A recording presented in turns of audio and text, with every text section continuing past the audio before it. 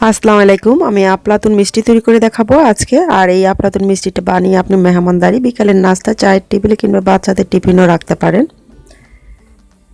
ডিম লাগবে 2টি রুম টেম্পারেচারে, ফ্রিজে থাকলে আগে থেকে বের করে নেবেন। চিনি লাগবে হাফ কাপ,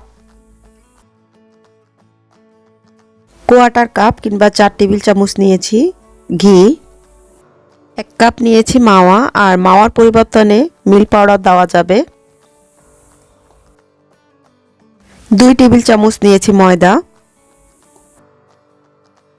কোয়ার্টার কাপ কিংবা 4 টেবিল চামচ নিয়েছি সুজি, কোয়ার্টার চা চামচ নিয়েছি জায়ফল গুঁড়া, এলাচ গুঁড়া।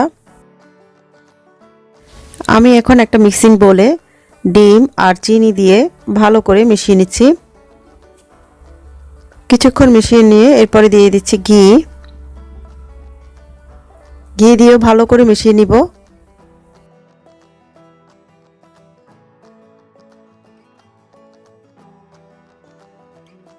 আর এখন দিয়ে দিচ্ছি মাওয়া।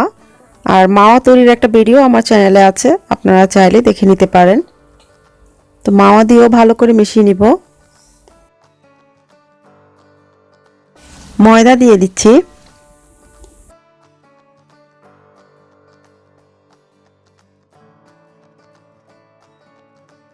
আর দিয়ে দিচ্ছি এখন সুজি মিশিয়ে দিয়ে এখন আমি দিয়ে দিচ্ছি এলাচ গুঁড়া আর দিয়ে দিচ্ছি জায়ফল গুঁড়া।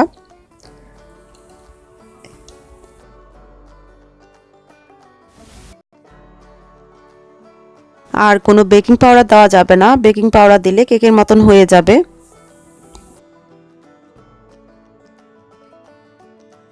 আর ব্যাটারটা ঠিক এরকম হবে, একটু আঠালো আঠালো হবে।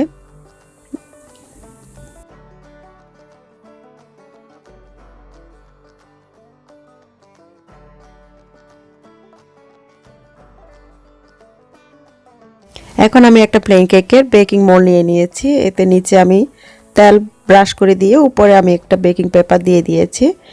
দিয়ে এখন এতে ব্যাটার ঢেলে নিচ্ছি।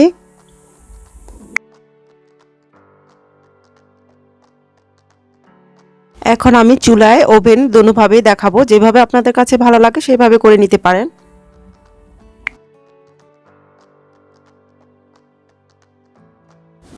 আর যদি চুলায় করতে চান, চুলায় একটা তাওয়া দিয়ে তার উপর পাতিল দিয়ে দিচ্ছি। আমি এখন চুলায় দিয়ে দিচ্ছি লবণ। আর লবণগুলোকে আমি অনেকবারই ব্যবহার করেছি। আর আপনাদের হাতের কাছে যদি বালু থাকে বালু দিবেন, আমার হাতের কাছে না থাকায় আমি লবণ দিয়েছি। আর উপরে একটা স্ট্যান্ড বিছিয়ে দিয়ে উপরে ঢাকনা দিয়ে দিব। আর লবণগুলোকে মাঝামাঝি আঁচে গরম করে নিব।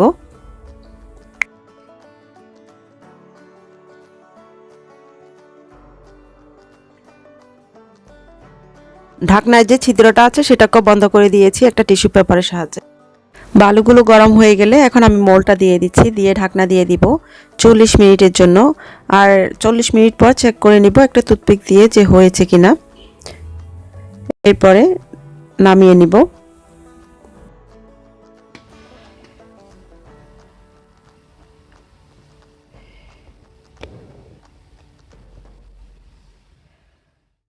এখন আমি ওভেনে দিয়ে দিচ্ছি 350 ফ্যারেনহাইটে 30 মিনিটের জন্য।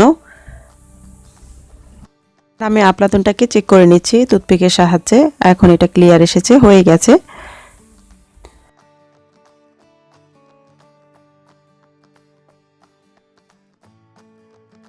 এখন বেকিং পেপারটাকে সরিয়ে নিচ্ছি।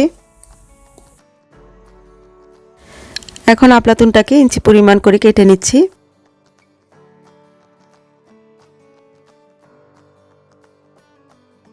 আর আপনারা চাইলে এটাকে পার্সেন্ট পেপার কিংবা বেকিং পেপার দিয়ে মরিয়ে নিতে পারেন।